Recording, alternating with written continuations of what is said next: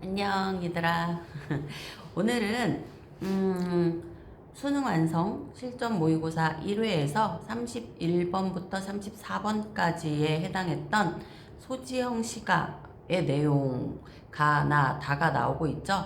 그 중에서 가와 나는 너희들이 충분히 쉽게 풀었었던 부분인 것 같고, 다 그린 이윤영의 순창가를 한번 들어가 볼까 해요.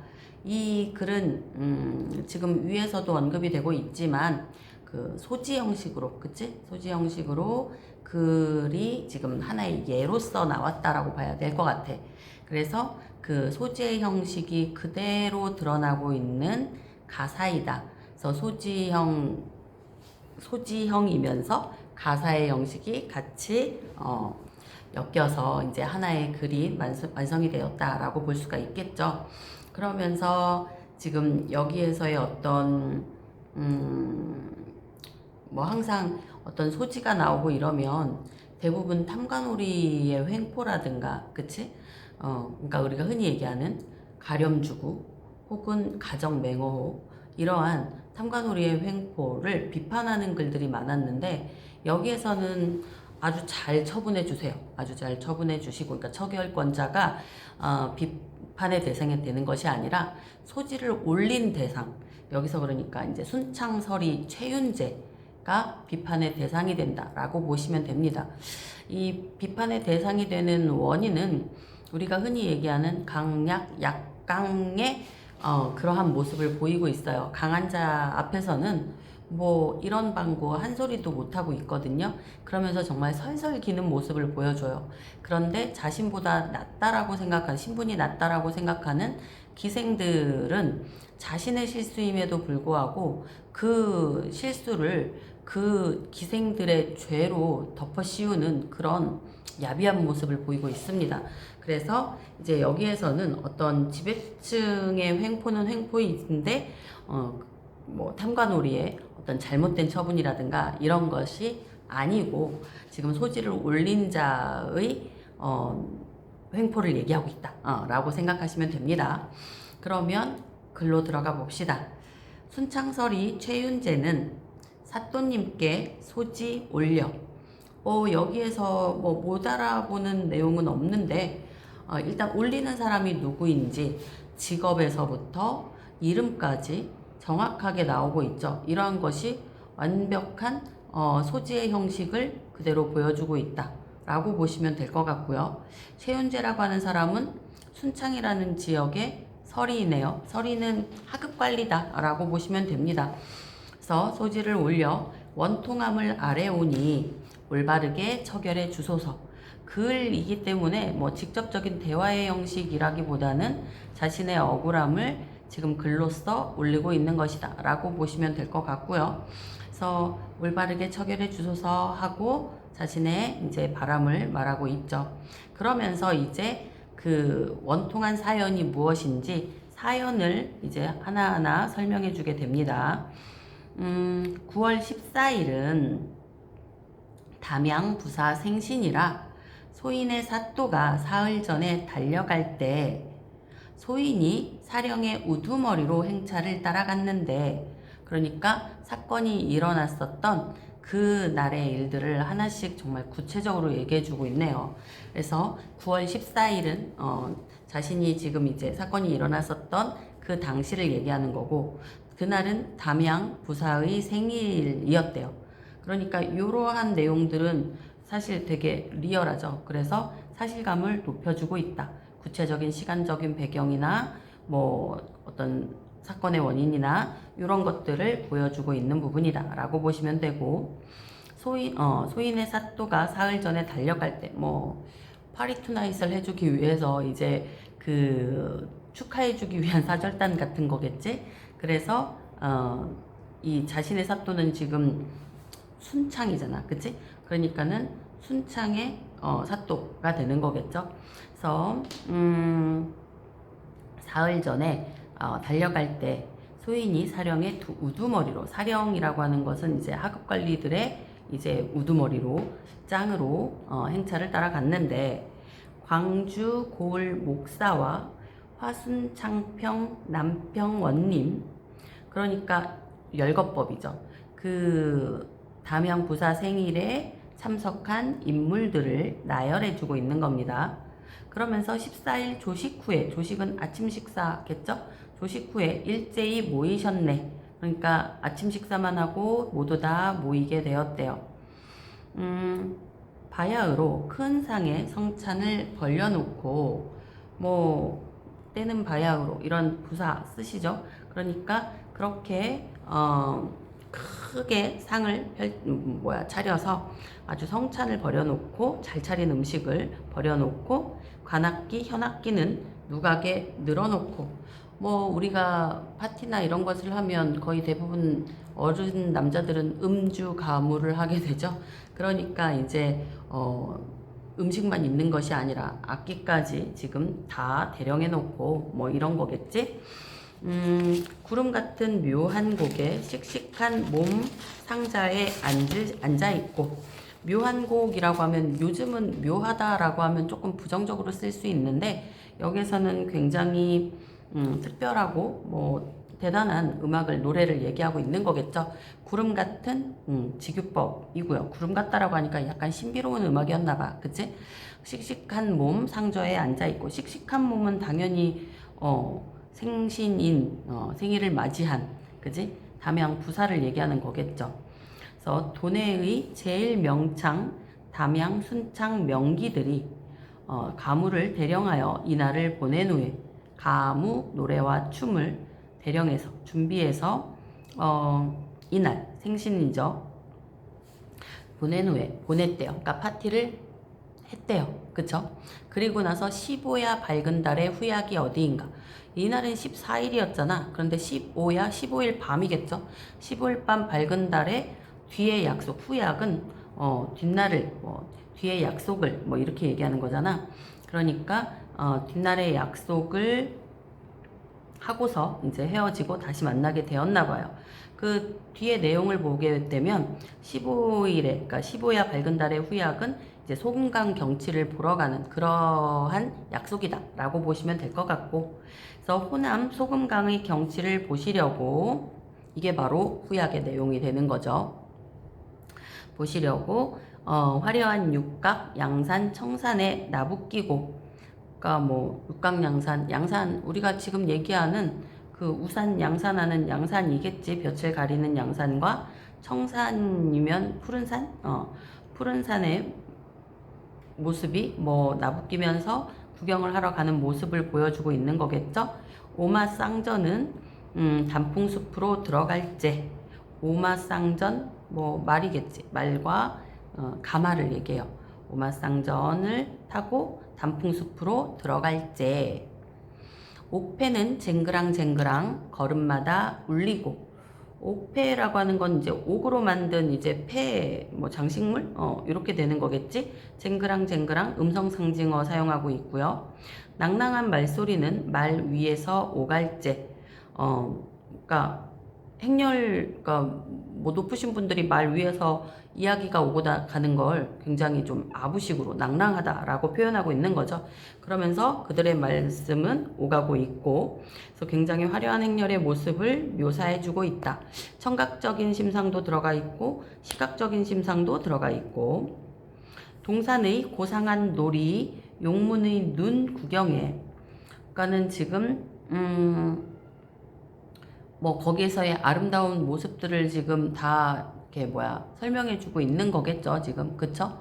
그러면서 동산의 고상한 놀이와 용문의 눈 구경은 옆에 설명이 나와 있으니까 참고해 주시고요. 고사를 사용하고 있죠.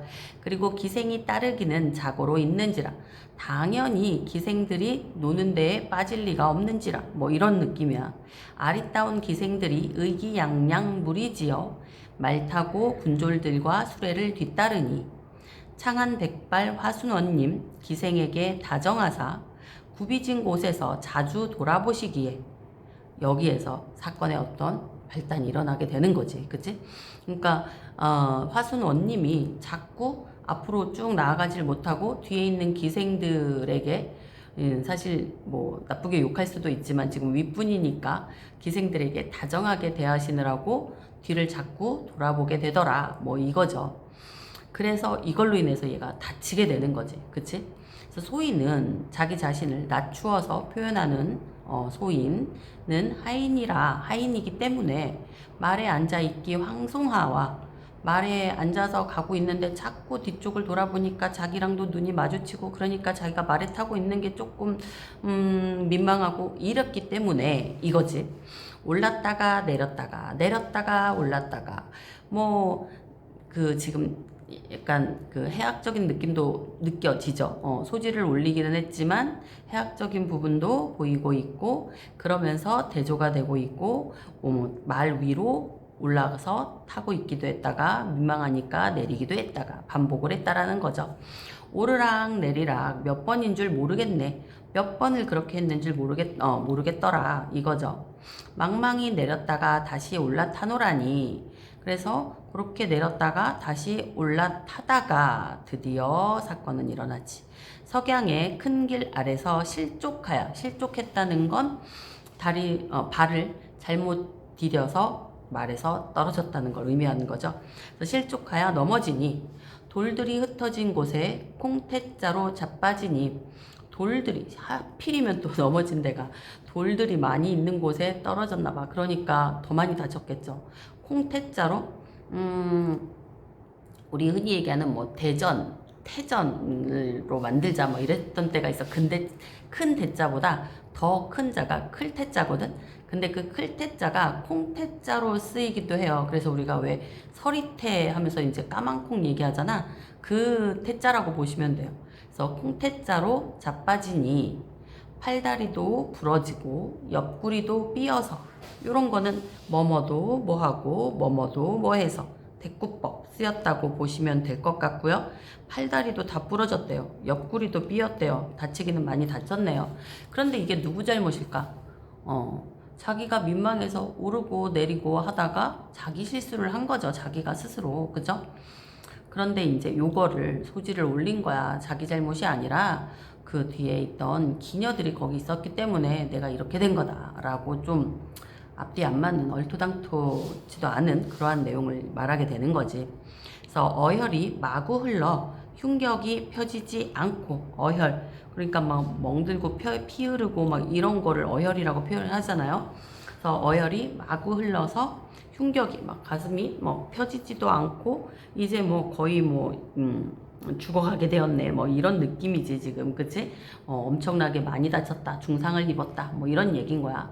근데 금령이 지엄아와 개똥도 못 먹고 요 부분이 굉장히 좀 이해가 안 되는 건데 사실 그러니까 시대적인 맥락을 잘 알면 더 잘 알 수도 있는 부분이지만 우리가 그냥 충분히 추론할 수 있어요. 금령이 지엄하대. 금령이라고 하는 건 금지령이야.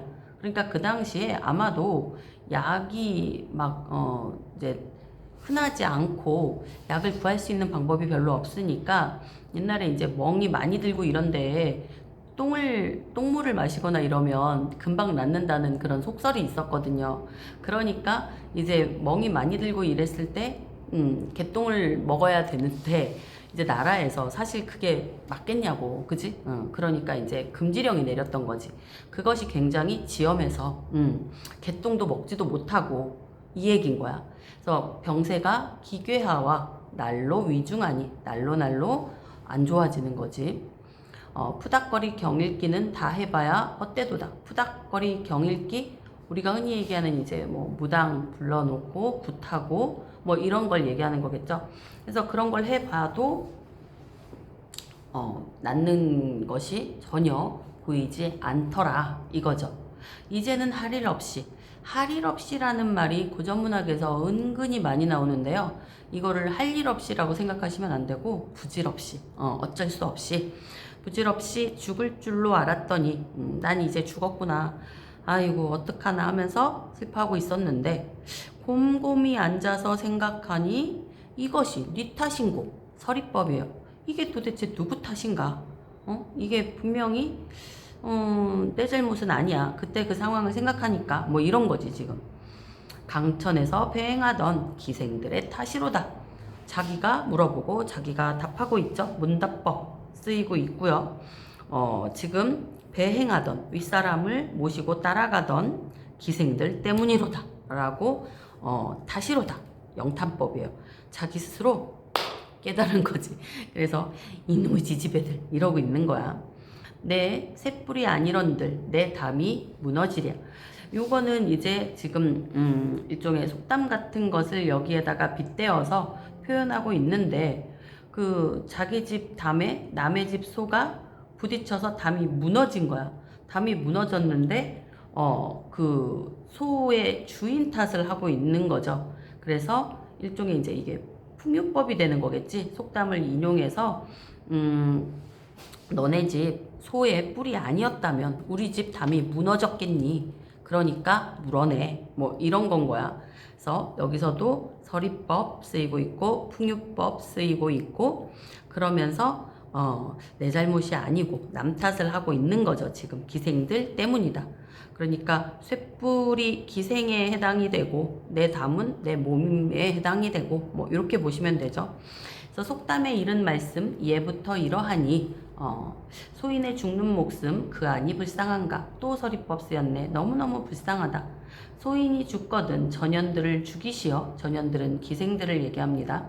불쌍히 죽는 넋을 위로하여 주옵실까. 이것도 서리법으로 볼 수 있겠죠. 위로해 주실 수 있으실까. 신라같이 남은 목숨 살려서 주시길 바라나이다 하면서 소지를 올린 거예요.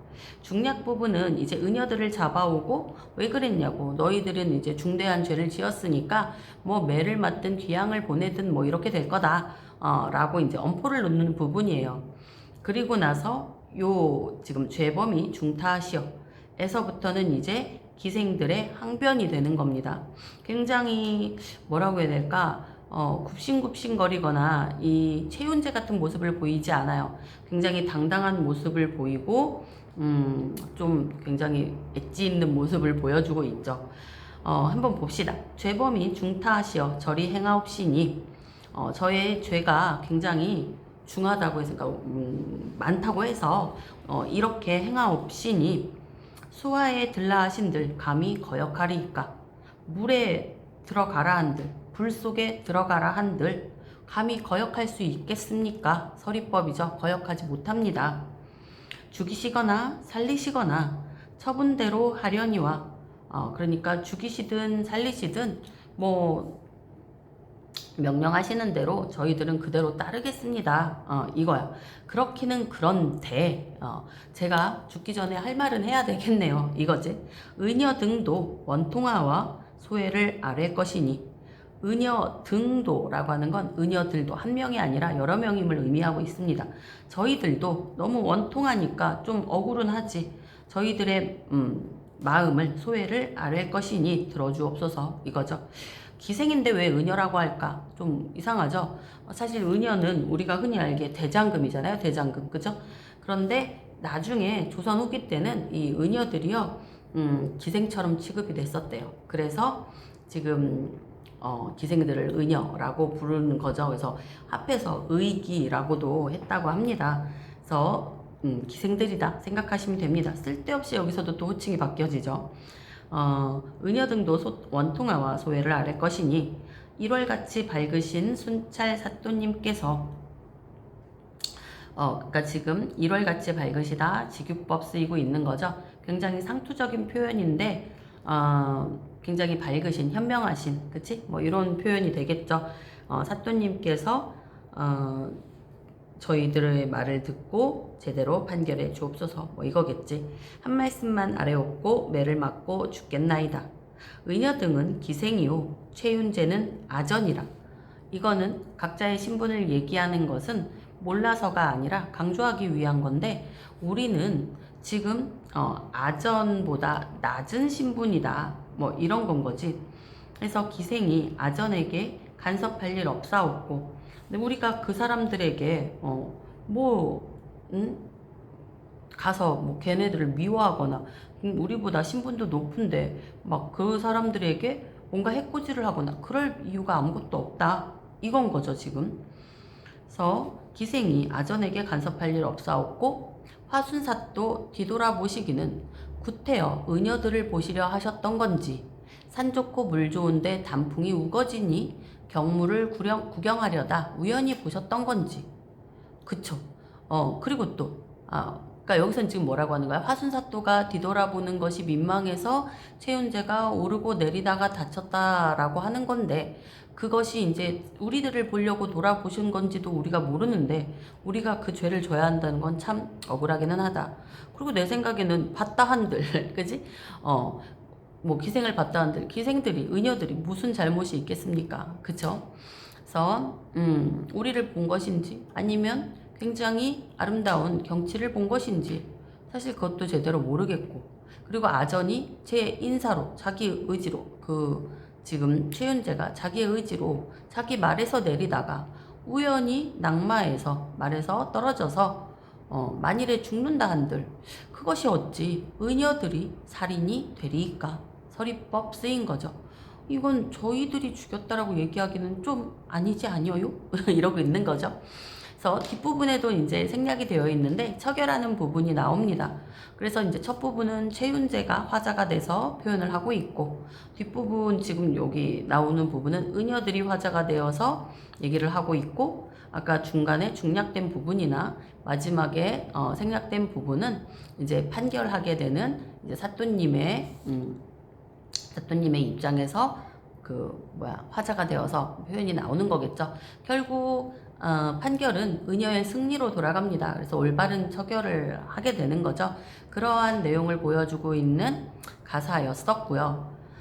내용 어느 정도 뭐 이해가 되시죠? 사실 내용이 크게 어렵거나 이렇게 막 이런 건 아니었어. 그치? 그래서 많이 이제 이런 글들을 접하게 되면 사실 무난하게 풀 수 있는 그러한 가사의 내용이었다라고 보시면 되고요. 31번 보시면 나와 다에 대한 설명으로 가장 적절한 것, 나는 역사적 인물의 일화를 통해 대상을 향한 예찬의 태도,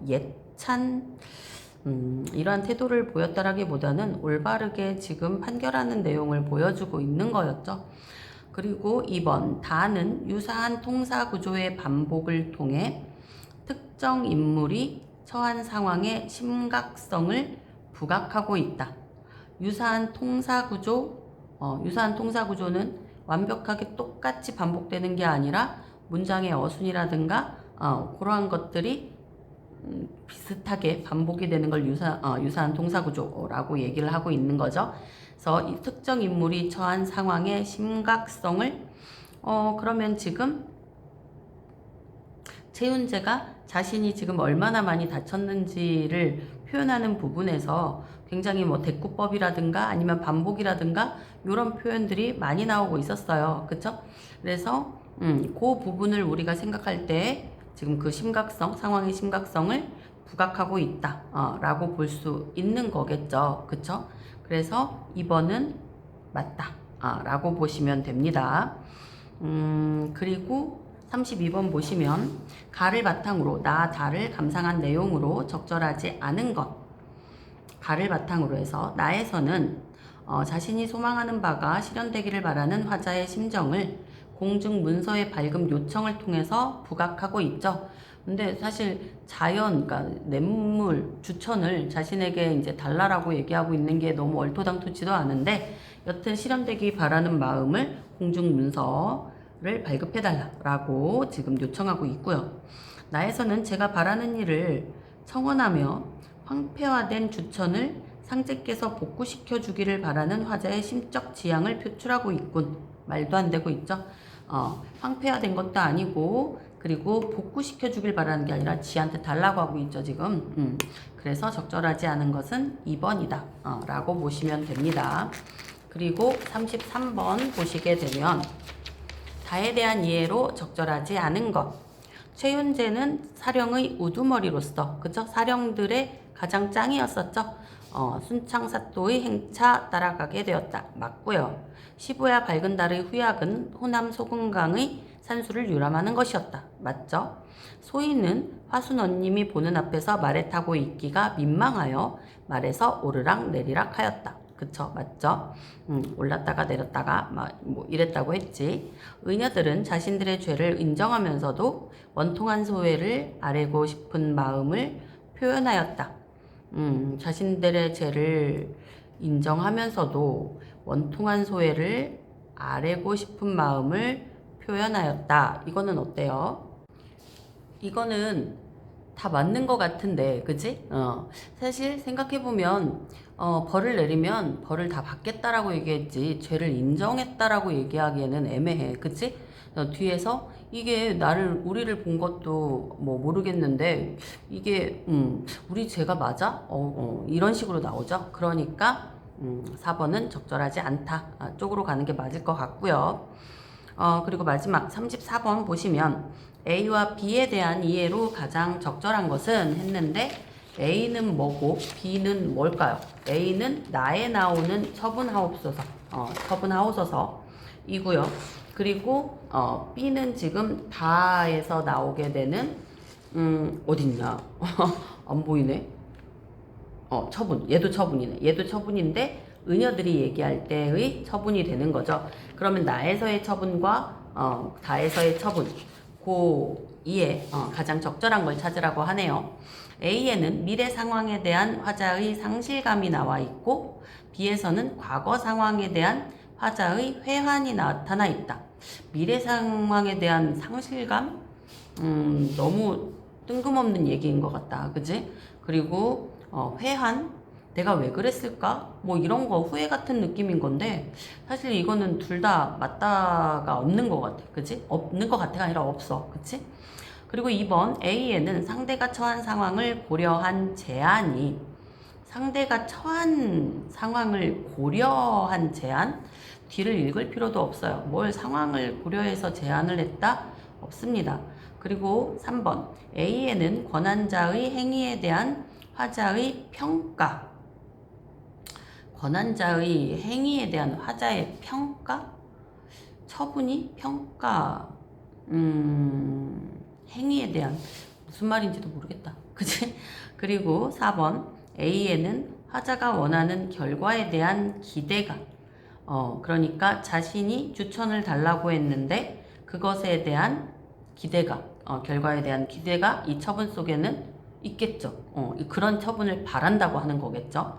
그리고 B에는 화자가 수용해야 하는 결과에 대한 존중이 담겨 있다. 내가 죄를 지었든 안 지었든 그런 벌을 내려주신다면 처분하신 대로 저는 받겠습니다. 이건 거죠. 그러니까 얘가 가장 이해할 수 있게끔 써 놓았네요. 그쵸? 그래서 답은 4번이 됩니다. 이렇게 해서 지금 소지에 관한 가사들을 한번 해석해 보고 문제를 풀어 봤는데요. 이제 기말고사죠. 모의고사는 겨울 때 또 이어서 할 건데 이번에 기말 진짜 잘 보자. 그리고 선생님이 시간 날 때마다 지금 모의고사 봤던 거에 대한 글은 계속 올리기는 할 거예요. 그런데 막 지금 시험 기간 다가오는데 이거를 막 꼭 봐야 되나 하는 어떤 의무감으로 볼 필요는 없습니다. 알겠죠? 다음에 또 글 올리도록 할 테고 좀 더 어색하지 않게 해보도록 노력할게요. 안녕.